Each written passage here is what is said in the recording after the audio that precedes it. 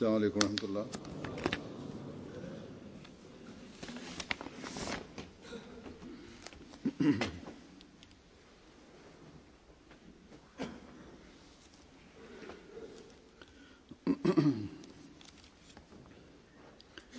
أشهد أن لا إله إلا الله وحده لا شريك له وأشهد أن محمدا عبده ورسوله أما بعد فأعوذ بالله من الشيطان الرجيم بسم الله الرحمن الرحيم الحمد لله رب العالمين الرحمن الرحيم مالك يوم الدين إياك نعبد وإياك نستعين اهدنا الصراط المستقيم صراط الذين أنعمت عليهم غير المغضوب عليهم ولا الضالين.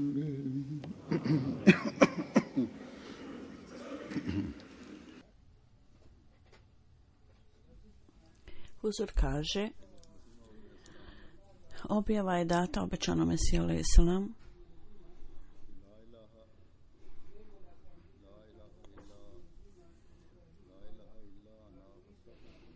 u prevodu: niko nije vrijedan obožavanja osim mene. Allah kaže, zato me uzmite kao jedinim i onim koji će uraditi sve za vas. U ovoj objavi Allah dželešanuhu je dao savjet i utih obećanom Mesiji alejhi selam, kao da mu je rekao, ne treba da pogledaš ni na koga drugu, svi poslovi i sve dužnosti, ja sam taj koji će sve učiniti da bude dobro i ja ću to učiniti tako da ti to provedeš.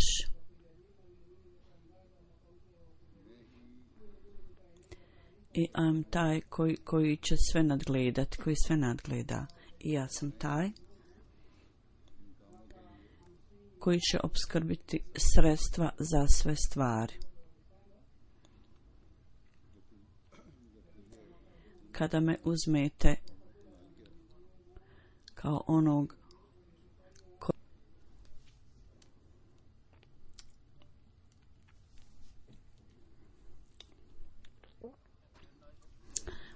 i dalje objava kaže, Allah je rekao, objaviš me se, kad sam te ja odredio za propagiranje religije, onda ti nemaš nikakav razlog da se brineš. Ja ću učiniti za tebe sve da bude dobro. I ja imam moć da tako učinim i ja ću tako raditi. Obećano Mesija alejhi selam lično je objasnio ovu objavu ukratko,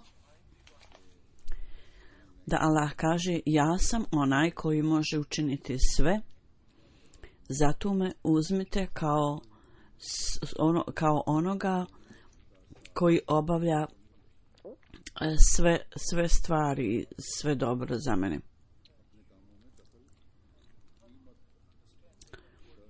Nemojte shvatati da razumijete da će bilo ko tu upletati se igrati ulogu u tome. Obećani Mesija kaže, u ovoj objavi, zbog ove objave ja sam bio jako zabrinut i moje srce je drhtalo. Da može biti da moja zajednica nije dovoljno vrijedna u Allahovim očima, da Allah je trebao spomenuti ime zajednice, da skrenemo pažnju članova džemata. Ova objava je takva da svaki član moje zajednice treba ovo da zapamti, da Allah sve mogući ne ovisi uopšte na o vašim doprinosima i vašem služenju i službi, niti o vašoj pomoći, niti ovisi o vašem žrtvovanju. Kad je on osnovao ovaj poredak s ciljem da to vodi, on je napravio sve aranžmane za to. On je rekao članovima svoje zajednice, prilika da služite zajednice koja vam je data, uzmite to kao Allahov blagoslov i obavljajte usluge na taj način. Dakle, članovi njegove zajednice su vrlo dobro razumjeli ovu stvar i s ciljem da privuku Allahove blagoslove, s ciljem da upotpune misiju obećanog Mesije. Oni su uvijek bili spremni da učine sve vrste žrtava. I tu su i finansijske žrtve i vrlo lijepi primjeri su pokazani u njegovom životu i čak do danas članovi naši pokazuju izvanredne primjere toga. Ove žrtve, ovo žrtvovanje zapravo, ljudi koji čine ove žrtve ne smatraju to da je to kao neka usluga džematu, nego zapravo mogućnost i sposobnost da to učine. Oni zahvaljuju Allahu što ih je dao priliku i mogućnost da to učini. Ovdje je također ukazivanje da poslije njega institucija Hilafet Ahmedija će biti osnovan i također da treba da vode računa, da vode brigu o tome da ako hoće da u cijelosti ispune počinjenosti služenja Allahu, pokornost Allahu i da potpuno ovisi o Allahu dželešanu, da moraju tražiti uvijek pomoć od Allaha i da ovise o tome. Allah dželešanu je u svemu, automatski će napraviti za vas stvari lahkim, olakšati vam stvar. Sve ove stvari će biti učinjene dobrim i nacije će biti pripremljene, on će napraviti opskrbu za nacije da potpune i završi ove zadatke. Kao što sam rekao, ovi primjeri Allahove pomoći, mi smo to vidjeli i svjedoci smo toga tokom cijelog ovog perioda. Allah dželešanhu je stavio važnost o finansijskom žrtvovanju u srca ljudi i oni pokazuju izvanredne primjere toga. U džematu imamo sistem vasijata, oporuke, zatim institucija normalnih doprinosa i osim toga imamo razni apeli su izdani s vremena na vrijeme i članovi džemata pokazuju izvanredne primjere žrtvovanja. Dva apela su koja su regularni, jedan je Vakf Džedid, jedan je Tahrik Džedid.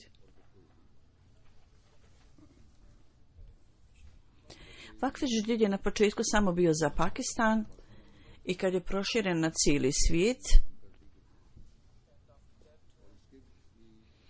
poslije toga bilo je sve više veće širenje u ovom aranžmanu i izvanredni primjeri žrtvovanja. Mi smo u stanju da vidimo primjere toga od članova džemata, jer članovi džemata razumiju da u Pakistanu, kada je izdan započet ovaj program, onda udaljene oblasti, predjeli i koji su bili zabačeni s ciljem da se tamo širi poruka i obavi posao, onda je započeti Tahrike Džedid program. I izdan je apel svim članovima i imaju posebni ciljevi za ovu kampanju, za ovaj apel. I ovim posebnim oblastima koriste se za ove oblasti, u ovim oblastima za ove svrhe te doprinose. Na početku je izdan apel u Indiji, to je bilo za Indiju, i onda za Afriku, i onda u razvijenim zemljama za tarbijat i tabligh, znači širenje poruke i za odgoj. I taj posao je organizovan u tim zemljama. Jedan mladić je Huzur kaže mene pitao, kad Vakf Džedid je uveden u cijeli svijet, prvo je bio za Pakistan, onda je za cijeli svijet, kakva je onda potreba za Tahrike Džedid, kakva je svrha tog. Možda neko isto razmišlja da je jako mnogo apela i molbi. Kakva je svrha za sve to? U pogledu toga dozvolite mi da objasnim ovu stvar. Kao što sam rekao, Vakf Džedid je za neke posebne oblasti i za posebne zemlje. Od zapadnih i razvijenih zemalja doprinose koji se primaju potrošeni su u Indiji i u Afriki u udaljenim, zabačenim predjelima uglavnom Afrike i zemalja. A sad Kalifatul Mesih IV, kad je on proširio ovaj apel na cijeli svijet,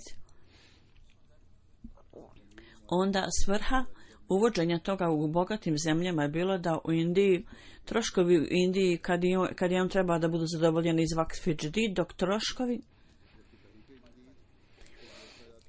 iz Tahrike Džedid koji se troši su za svaku zemlju, gdje god postoji potreba od centra bude data pomoć za te apel i budu omogućeni ti troškovi za taj apel, za Tahrike Džedid. U svakom slučaju, kroz Vakf Džedid ima mnogo planova i oni su provedeni i u razvijenim zemljama. Prvu ili drugu sedmicu džume i petkom u novoj godini započinje godina Vakf Džedid. Tako u pogledu Vakf Džedid ja ću spomenuti neke stvari, također najaviti novu godinu. Isto tako ću vam reći o izvještajima iz prošle godine, to ću vam predstaviti kao što je tradicija. Allahovom milošću 58. godina Vakf Džedid se završila 31. decembra 2015. I u toku ove godine, Allahovom milošću, u Vakf Džedid financijsko žrtvovanje koje je pokazala zajednica jednaka je 6.891 funta. I ovo je povećano za 6.820 i 151 funta, više od prošle godine nego prošle godine. Ove godine isto tako Pakistan je među svim džematima što se tiče ukupnog skupljenog prihoda, Pakistan je na vrhu liste. I prije nešto spomenem položaj drugih zemalja, ja želim da spomenem neke detalje u Vakf Džedid programa. Kao što sam spomenuo, da u godini 2015. ukupno je bilo skupljeno 6.091.000. Od toga 1/3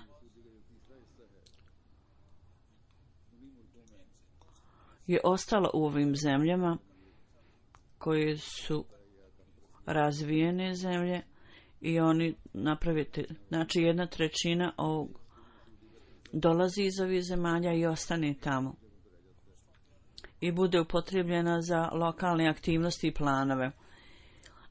Ostale 2/3 od toga, pola toga kao na početku ovog apela je za Kadijan i za džemate u Indiji, a 1 preostala trećina onda je upotrijebljena za Afriku i druge zemlje. U Indiji sada Allahovom milošću 90 džamija je završeno, 2 su u gradnji. Ove godine 23 misionarske kuće su otvorene, 4 su u gradnji. Osim toga u Kadijanu prostor za dželsu i drugi projekti su također u razvoju, su u izgradnji, zatim u Nepalu isto tako je pod kontrolom Indije. Također Batan, tako da su odavde doprinos se koriste. Tamo su velike džamije 2 izgrađene.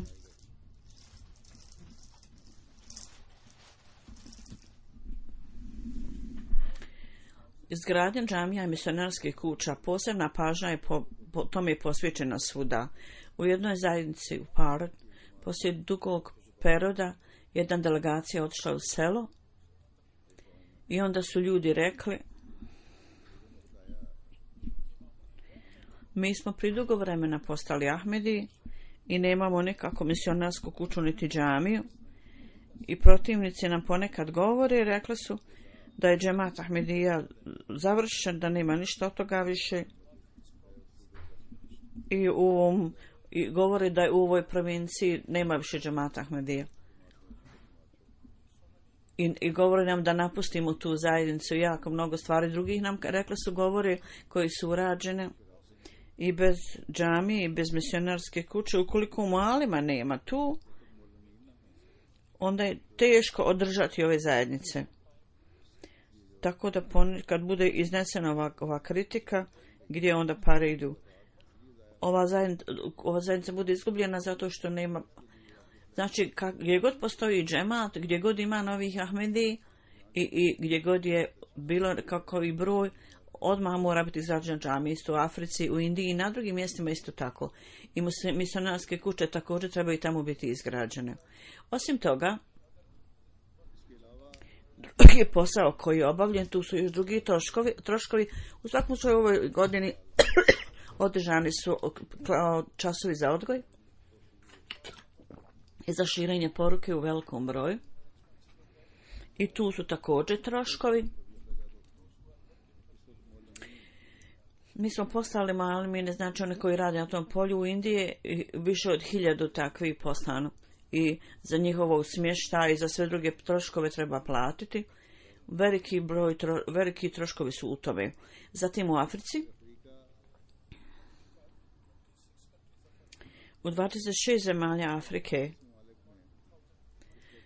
1200, više od 1200 mualima radi i skupa sa izgradnjom džamije na nekim mjestima mora biti plaćen smještaj za mualimin, za te učitelje. I osim toga, gdje se ne gradi i gdje nema mjesta da se smjesti ovi mualimi, ovi učitelji, ako hoćemo da ih održimo, moramo poslati malimine da održe ove zajednice, tako da je njihov broj mali i mi trebamo mnogo veći broj malima. I šta god možemo dati, kad napor treba da bude uložen, treba da bude uložen i njihova smještaj se ne može obezbijediti gdje mi iznajmljujemo ova mjesta. 3072 zajednice su ljudi, to su mjesta gdje smo iznajmili mjesta, tu su malimi, tamo malimi borbe. Ove godine u Africi 130 džamija je zgrađeno, pa 47 je u gradnji.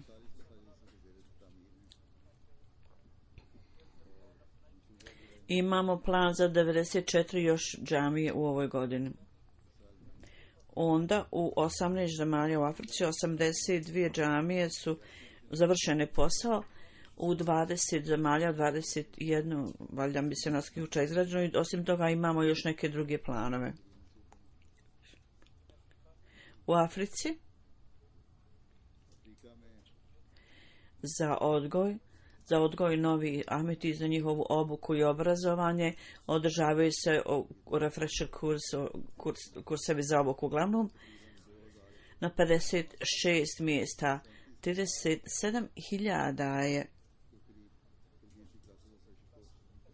održano ovakvih časova i stotine novih Ahmedi je to učestvovalo u njima. I ogroman broj imama je morao biti poslan da obave obrazovanje novih Ahmedi i da oni budu onda članovi zajednice u raznim zemljama. Ovi talim i ovi kursevi razni su organizovani, kao što sam rekao. I mnogi pošteni ljudi primaju Ahmedija, čak imami prihvatili Ahmedija. Tako trebaju biti obučeni kako treba i moraju im dati prikladna obuka i prikladno razumijevanje istinskog islama i zato održavamo razne časove za ovu svrhu. Dakle, za ovu svrhu, kao što sam rekao, mi uključujemo također i ove imame u ove časove, zato što ove časovi su od 1 do 2 sedmice i u toku godine u raznim dijelovima godine zapravo mora se platiti ako smještaj, hrana, food je hrana također zahtjeva velike troškove. Kad su izvještaji došli, Huzur kaže u Burkina Faso i Nigeriji oni treba da posvete više pažnje, oni mogu raditi mnogo više, mnogo bolje. U svakom slučaju ja ću spomenuti određene detalje ljudi koji su se pridružili. Prvo ću spomenuti veliko obećanje koje sam prethodno spomenuo.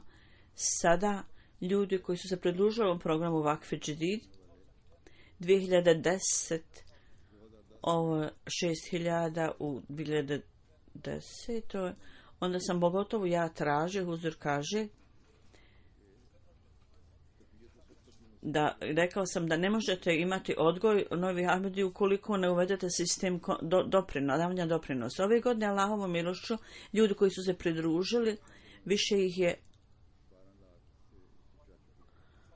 od 120.000 ljudi. I mnogo je više mogućnosti za obećanje. Međutim, treba da skrenemo pažnje na davanje doprinosa. To je jako važno. Bez toga, Allah dželešanu kaže, vaša vjera ne može se uvećati, ojačati bez toga. I organizacija za doprinose kroz koju su napravljeni kontakti i također ljudi koji daju doprinose, oni dobijaju blagoslov od davanja doprinosa. Neki od primjera toga ja ću vam predstaviti. U Tanzaniji naš misionar od tamo piše, jedna Ahmedi, gospođa jedna, prije samo mjesec dana ona je primila Ahmedijat, ona živi na selu.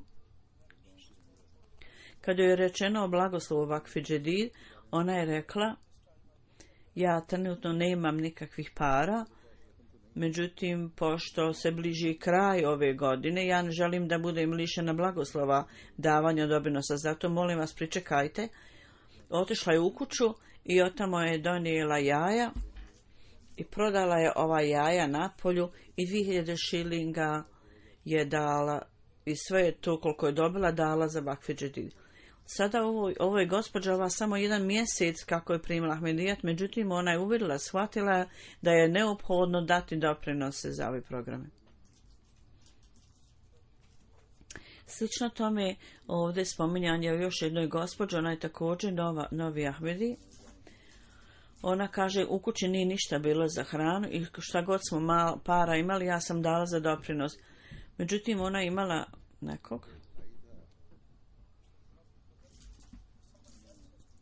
Neko drugi je trebao da plati, kaže, kad sam dala naša pare za doprinos ili nešto i kad sam tražila od osobe koja od mene pozajmila pare, on nije imao, nije mi platio i kad sam ja platila, dala doprinos, on je onda mene nazvao i rekao, ja imam tvoje pare, možeš doći uzeti.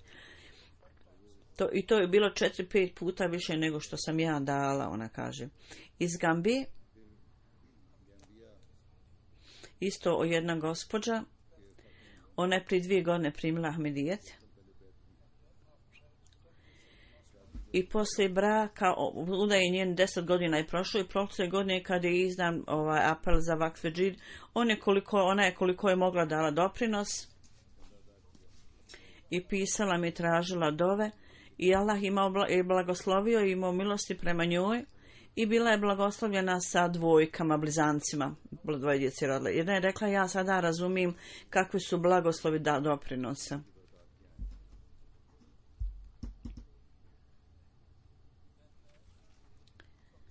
Onda iz Gambije Mirsa piše, kaže, jedan član džemata u selu, ono je bio bolestan i godinu dana je bio bolestan i u toku ovog stanja nije bio u stanju ni da hoda, ni da radi neki posao. Tako da je njegova financijska situacija bila vrlo slaba. Prošle godine, kad je izdan apel za Vakf Džedid, on je imao samo 5 adresi nekih novaca koje su mu date kao sadaku.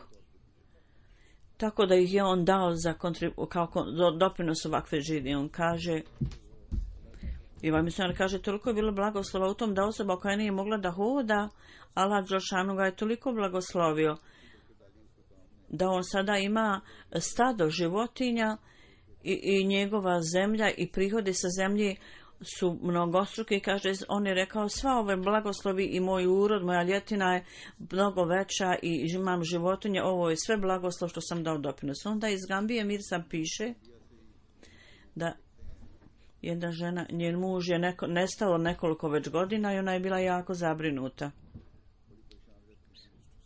Ljudi su joj govorili, ako ne dođe natrag, možda je vjerovatno je umro, udaj se ponovo. Međutim, ona je govorila ne.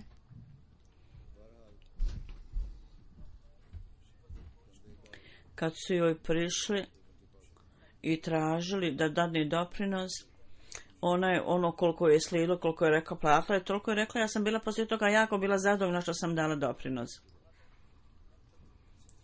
Ne samo da je imala mentalno zadovoljstvo, nego samo poslije 2 mjeseca odjedanput njen muž se pojavio.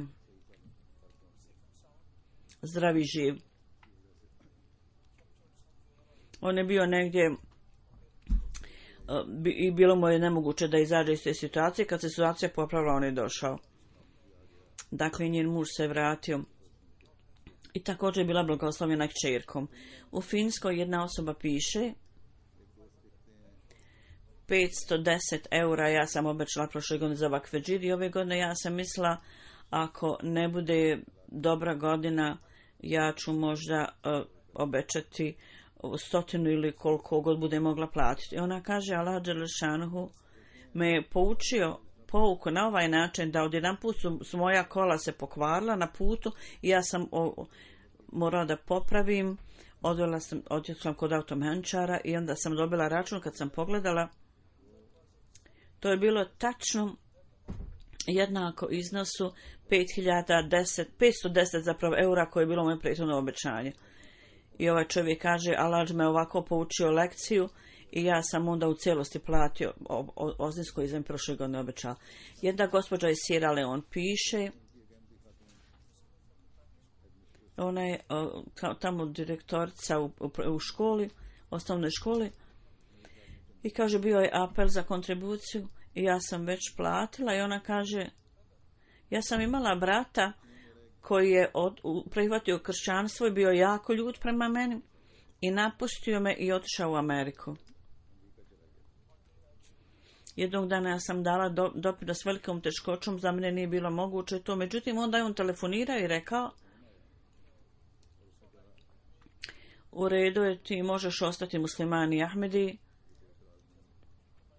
međutim moje srce je stavljeno da treba da ti pomognem i ja sam ti poslao nešto novac. To je bilo veliki neki kontakt i također sam postala mnogo imućnija i uticajnija. Iz jedne druge zemlje jedna osoba kaže, iz Indije negdje neko piše,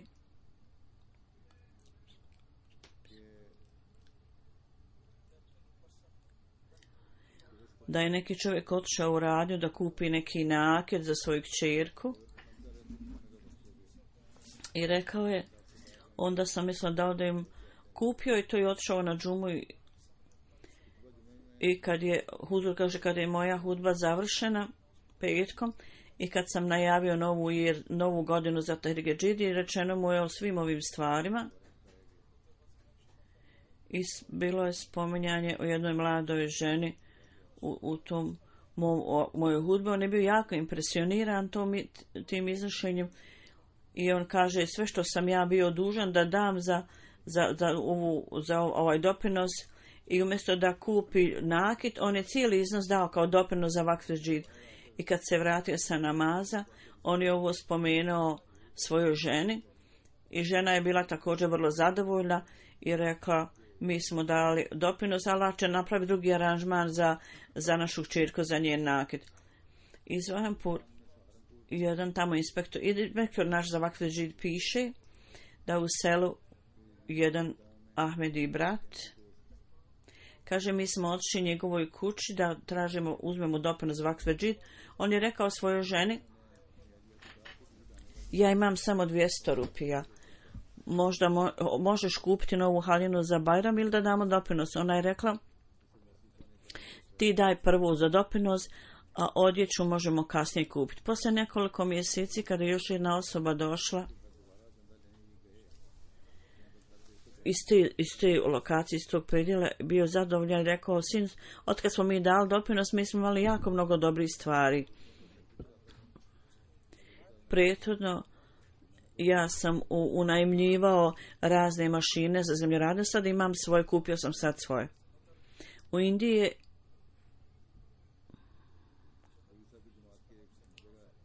na Jagat Kiri, možda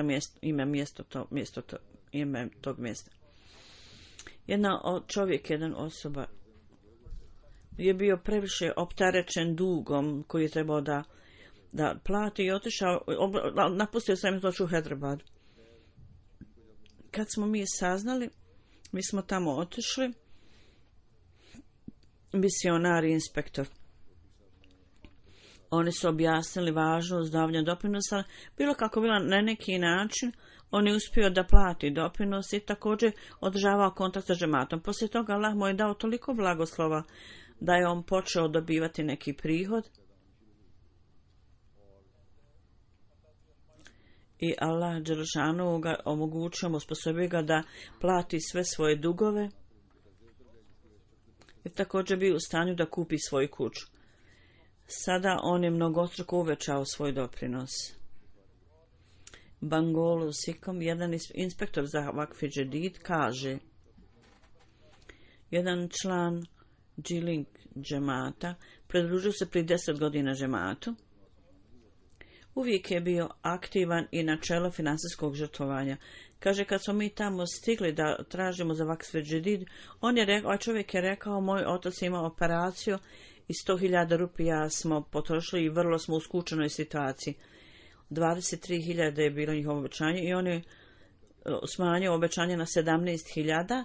Kad smo otišli da plati, on je platio 22.000. Međutim, rekao je, meni je palo na pamet, zašto da ja idem natrag i da smanjim svoje obećanje. Međutim, Allah je onda kaže, Allah uvećava ljude na ovaj način i oni više shvate i treba da uvećaju svoj doprinos tako da budu pri moći većeg blagoslova Allahovog.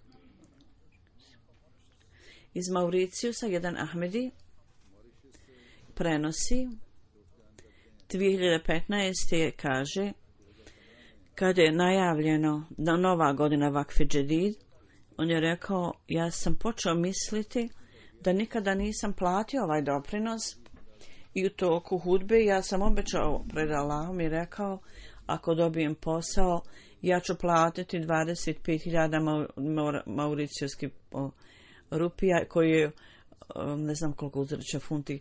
Poslije nekoliko samo dana, ja sam dobio posao za 20.000 rupija, ugovor neki, i ja sam poslije bio siguran da mi je Allah ovo dao i dao kao priliku da dobijem par i 20 puta mi više je dao para što sam obećao i on je prvu kao stvar koju radio platio ono što obećao.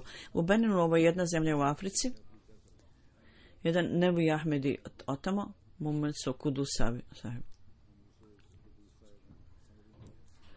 On je mlad čovjek, 67 godina, međutim radi vrlo naporno kao radnik i daje doprinose. Njegov brat je bio bolestan i odveli su ga u razne bolnice, međutim nije bila popravka. I on je bio jako zabrinut. Huzur kaže, meni je pisao i molio za dove i on je također činio dove. I 1000 funti on je dao kao doprinos. I on kaže, ja sam to pogotovo dao sa ovim na umu i Allah mi poslije toga toliko blagoslovio da moj brat se oporavio iz bolesti i misionar, kaže misionar piše, mi smo mu rekli, tvoj brat je bolestan, ti trebaš novac, nemoj odmah plaćati, možeš platiti kasnije. Međutim, on je to platio i odmah je platio. Allah dželešanu ga je obilato blagoslovio poslije toga. Iz Benina jedna osoba piše,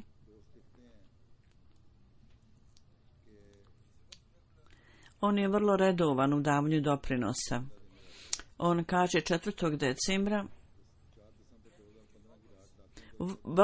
velika banda kradljivaca su ukrali volove iz našeg sela i sa municijom, sa nekim puškama uzeli su stoku. Međutim, odjednom je nastao jaka oluja i vjetar i sve životinje su pobjegle. I ovi kraljevci nisu mogli da kontrolišu sve ovo. I 20 hajvana, grla stoke koji su bili njegovi metak i zapravo i druge životinje su se također vratile se svojim vlasnicima. I ljudima je rečeno sve ove stvari koje smo mi dobili natrag je samo zbog mene, jer ja sam vrlo redovan davati doprinosa, to je blagoslov toga i zato smo dobili svoje stoko navrat.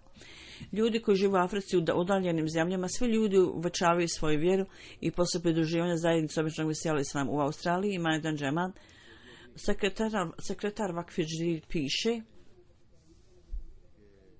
da jedna žena u pogledu Vakfi Džidid, kad je čula prošle godine najavu, bila jako impresionirana i $2000 je odmah to je platila. I slično tome, naš misionar iz Australije kaže o jednom djetetu, kaže kad smo govorili, dijete je slušalo ovo kad smo govorili o doprinosu. Poslije toga je otišao u kuću i donio svoju kutiju gdje je skupljao pare. I $200 je bilo u kutiji i on je sve to dao za Vakfi Džidid. Imam Amir Sab kaže, jedna žena koja je bila novi Ahmedi, kad je od nje traženo da dadne doprinos, ona je platila 200 kruna. Poslije nekoliko dana je rekla da dan kad sam dala doprinos, narednog dana moj šef je meni za 200 kruna uvećao moju platu bez ikakvog mog zahtjeva. Ja sam platila samo jedan put 200 kruna i sada svakog mjeseca ja ću dobiti 200 kruna više nego prije.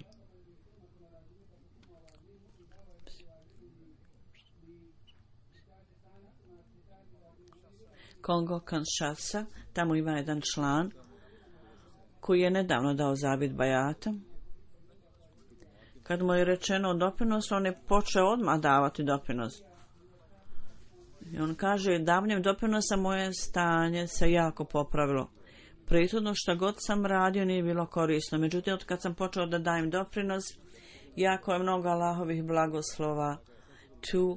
Ja sada imam stoku i jako je mnogo blagoslova u mojoj opskrbi i novcu.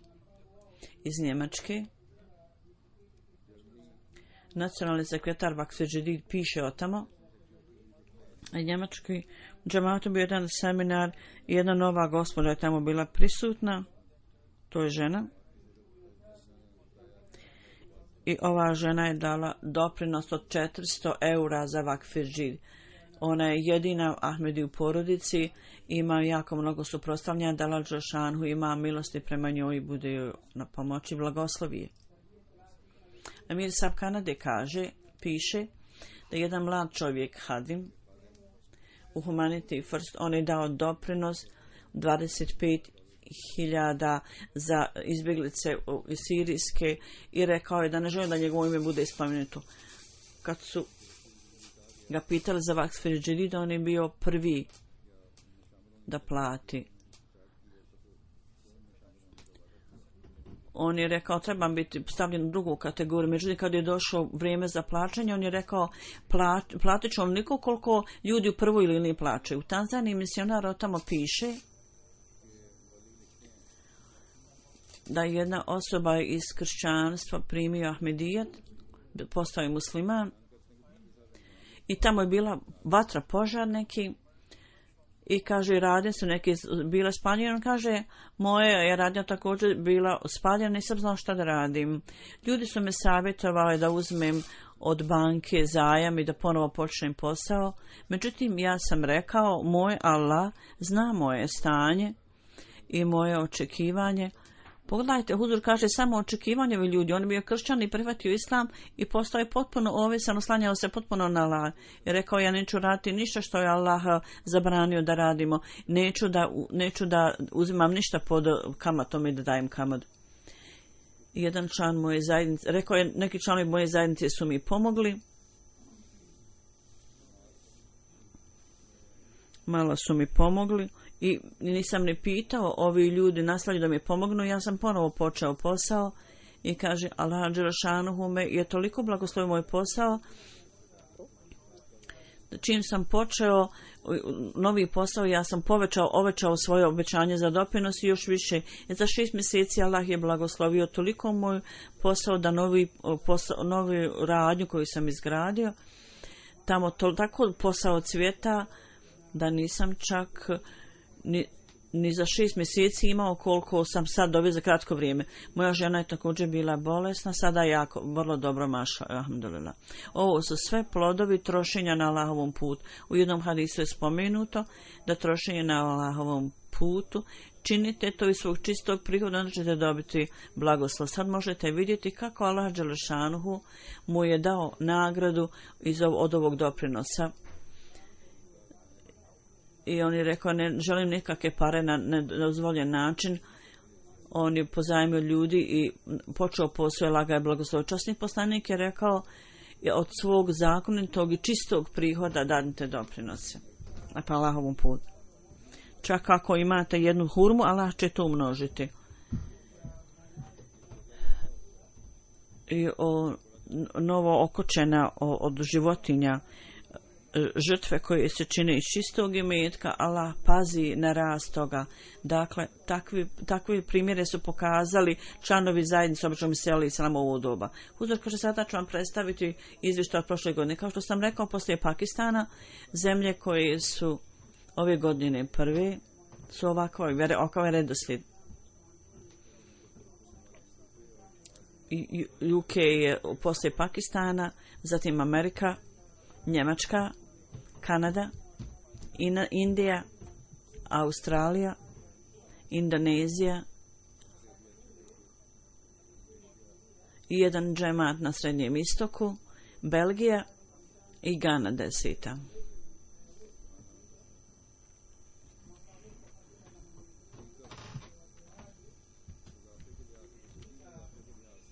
U lokalnom novcu oni su Gana je prva u poređenju sa novcem. Zatim Amerika, zatim Britanija.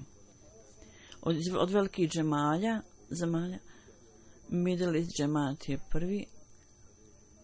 Onda je Amerika, zatim jedna zemlja na Srednjem istoku također, onda Švicarska, Britanija, Australija, Belgija, Njemačka i Kanada.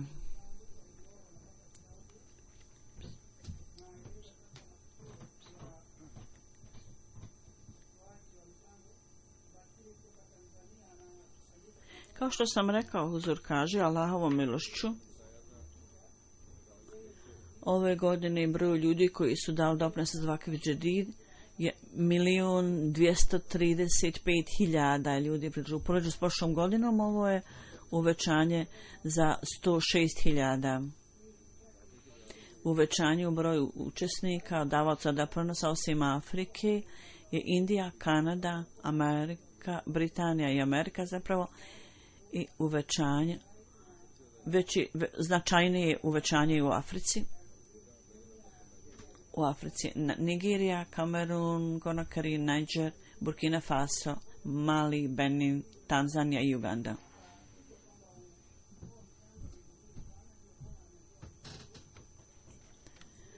Po doprinosu odraslih prva 3 džemata u Pakistanu su Lahore, drugo Rabva i treći Karači.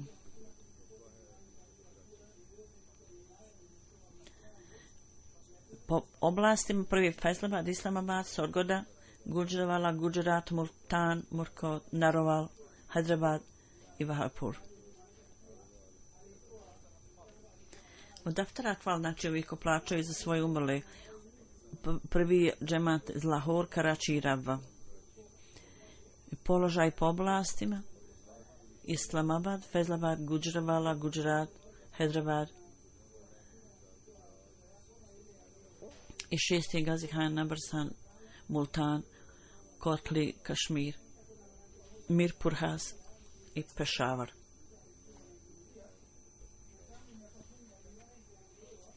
10 velikih džemata u Britaniji. Prvi je Bushpark, Park, Birmingham West, Masjid Fazl, London Park, Gillingham, Južni Morden, Bradford, Južni i Glasgow. Prema oblastima, ovakvi su doprinosti ističu se Midlands, North East, London A i London B i Middlesex. U Americi 10 zajednica su Silicon Valley, Seattle, Detroit, Central Virginia, Los Angeles, Silver Spring, Boston, Houston i Dallas.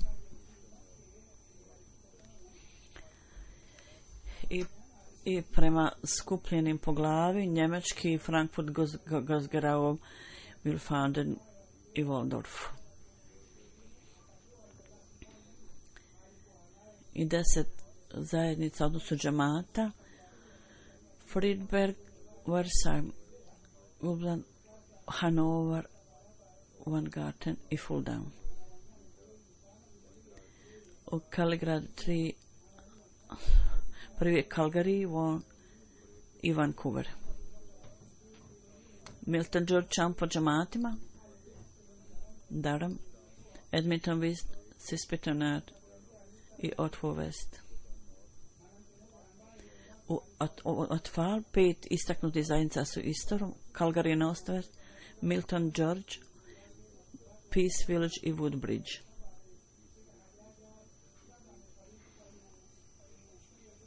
Ja sam mnogo puta spomenuo, Huzur kaže da registar Atfal, znači ispod 12 godina, napravljen je registar na vrlo organizovan način. Drugi izgleda također trebaju posvetiti pažnju ovome. I trebaju raditi u skladu s tim. U pogledu ovoga, ja ću ovdje spomenuti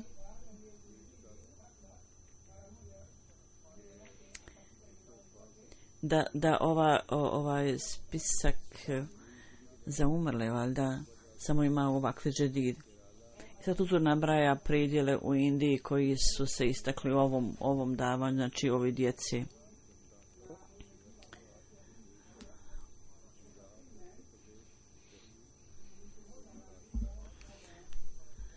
I što se tiče skupljanja po džematima, Karelaj, Kalkat, Hyderabad, Vata, Piriam, Kadian, Kanewtown, Calcutta,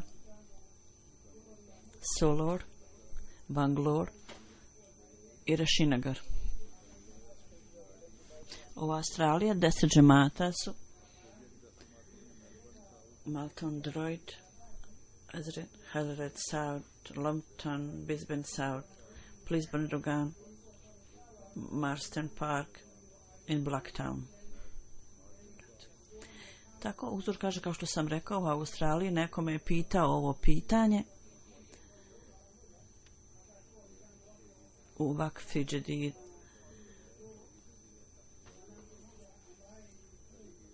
Treba biti jasno. Samo ima to za umrle, da plaćate za umrle porodice, a ne za džedid. Da Allah blagoslovi sve ljude koji su dali doprinose i da im pomogne i da ih Allah blagoslovi više nego ikada ranije. I da ih Allah usposobi da daju još više doprinos. Pošli džume namaza, ja ću klanjati džumu namaza dvoje ljudi. Prvi je Muhammed Aslam Shah, koji je umro 31. decembra 2015. u 10:15 uveče i 71 godinu imao. Inna lillahi wa inna ilaihi rađiun. On je imao problem sa srcem i otišao je u bolnicu. I kad su ga vidjeli, rekli su da njegovo stanje nije dobro, primile se ga u bolnicu i prebačen je onda na drugo odjeljenje. I u toku ovog perioda u bolnici on je imao imao je moždani udare i onda je imao problem sa onim bubrezima i stavili su ga na analizu i onda je opet imao srčani udar, tako da je imao treći srčani udar i onda nisu mogli da ga oporave, tako da je umro inna lillahi wa inna ilaihi rađiun. Njegov otac Hadži Salim Sahib. On je porijeklom iz Čakmagla.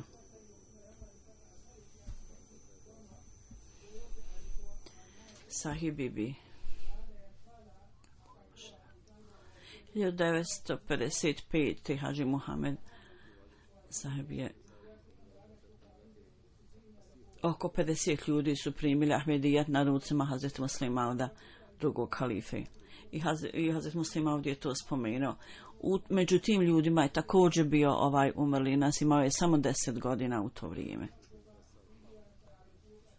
Poslije prvog obrazovanja u selu, on je došao u Rabvi i da ga upišu u 6. razred u Rabvi. I njegov otac, Hazimita Nasir Ahmed, je bio direktor koleđa. Otac je go rekao, ja ti predajem malu goluba i ti sada učini da on bude velika ptica. I Halifatul Mesih je pazio na njega i on je, alhamdulillah, bio u stanju da obavi velike službe, vrlo važne službe. Pandžab univerziteta, tamo je arapski imao diplomu 1966. I poslije završetka arapskog 14 godina je bio predavač na koleđu. 1980.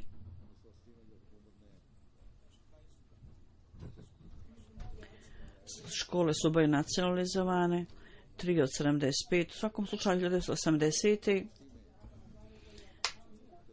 Kad su Ahmedi učitelji prebačeni na druga mjesta, jer su željeli da obavljaju službe u zajednici, on nije prihvatio svoje povlačenje i Hazreti treći kalifa ga je upoznao i on je predstavio tamo aplikaciju da posvijeti svoj život služenju džematu i kalifa mu je rekao dođi u moju službu, u moju kancelariju.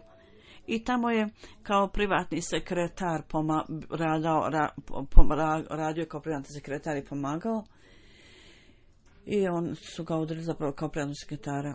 I do kraja života je obavljao posao privatnog sekretara. Kad je Halifatul Mesih IV. Bio izabran, on je također imao priliku da služi i u Londonu kao privatni sekretar. I od 1982. bio je sekretar Mađlisa Šura u Pakistanu. I od 1973. imao je razne položaje u Mađlisa Ahmedije. I nekoliko godina je radio u Ansarullah i također je bio zamjenik predsjednika Ansarullah. Njegova žena ima 6 sinova i ženu, 2 kćeri, da ima Allah dadne utjehu i jedan sin je Muhammed misionar, a drugi sin je tehničar.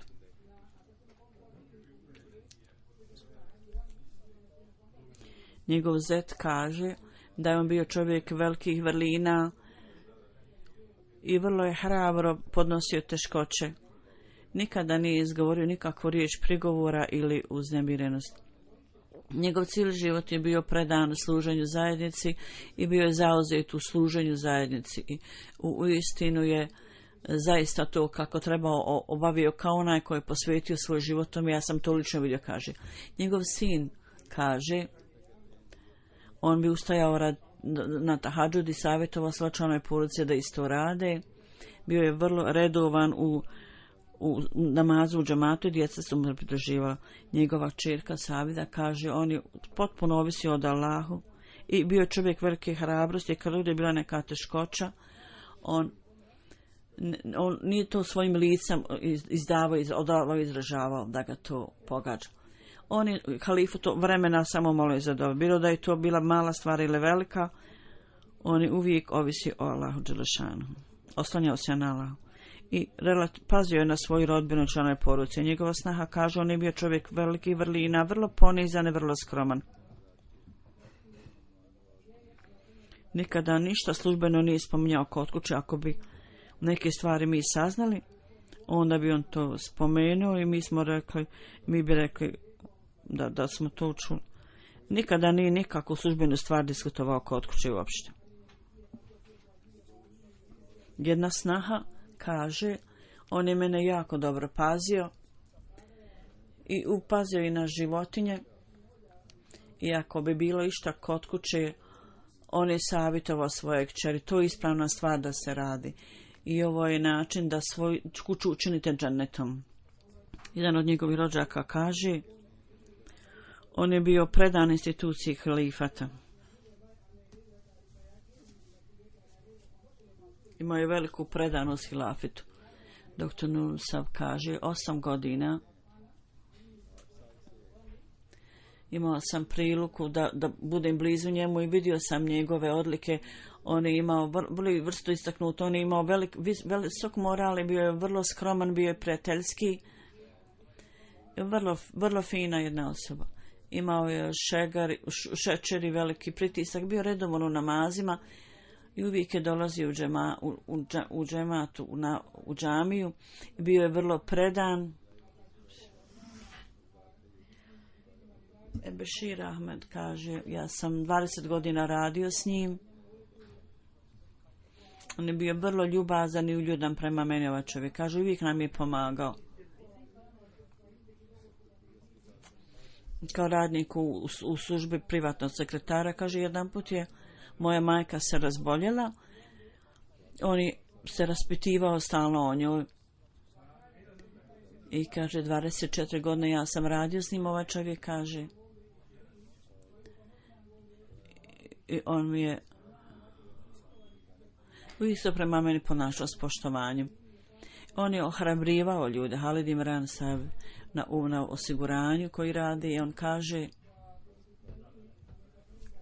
on je bio čovjek velikih odlika, ali je jako opraštao i to je bilo istaknuto. Koliko god da je bio ljud kad se neko izvini, on je to primao. Selim također koji radi kao privatnik, rekao je, ja dugogodišnju imam vezu s njim, odnos s njim, ja ne pamtim bilo šta.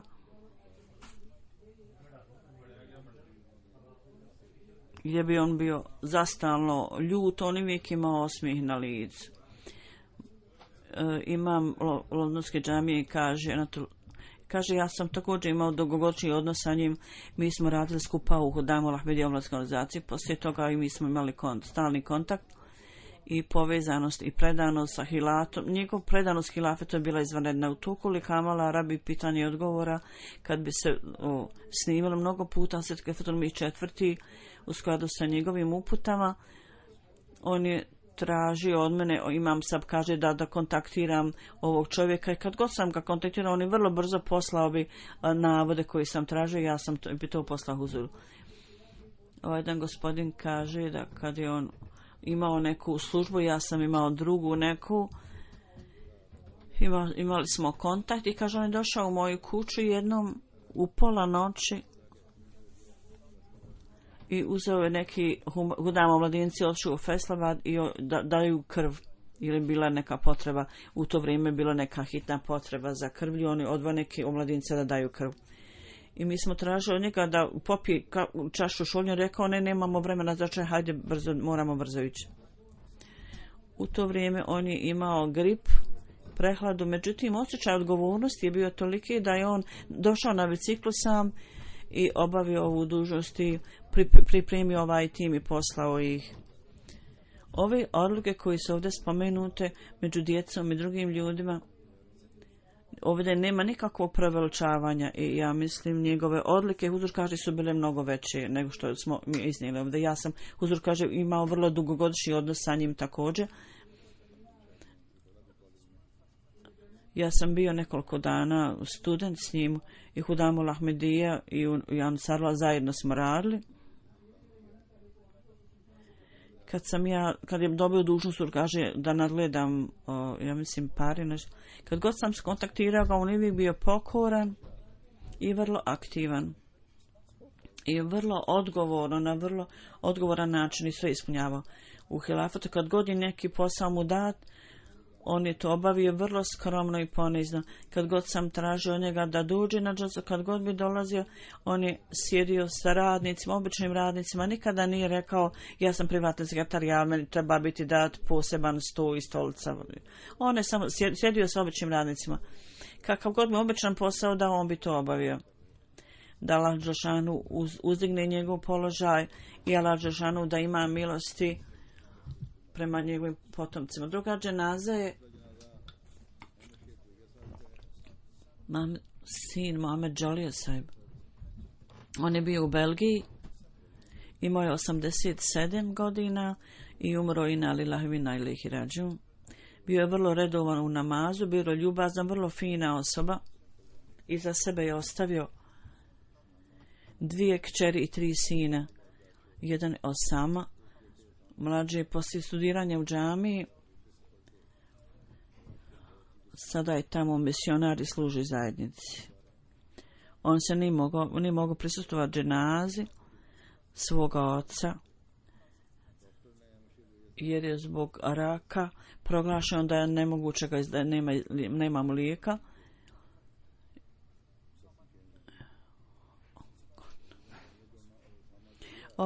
Njegov sin je ovih dana ovdje i bi jako se brinuo u pogledu bolesti svoga oca. Međutim, otac mu je rekao, tvoja dužnost je da ostaneš na polju posla i rada. Nemoj se brinuti o meni, ti obavljaj dužnosti koje su ti date od džemata, od halife vremena. Kakav god posao ti je dat, ti to obavi. I nasilu ga poslao. Nakon što je sin njegov umro, otišao, on je umro poslije par dana. Da Allah ima milosti prema njemu. Sama čovjek koji je zauzet poslom džemata, da Allah dželešanu mu dadne utjehu i osposobi ga da obavlja dužnosti služenja zajednici više nego prije, da ispuni želje svojih roditelja Allahovom milošću. Svi ovi misionari koji su posvetili svoj život u džemata vrlo dobro rade. Može biti da sva ova skromnost i plemenitost i njihova hrabrost uvijek treba da to imaju kod sebe. Amin.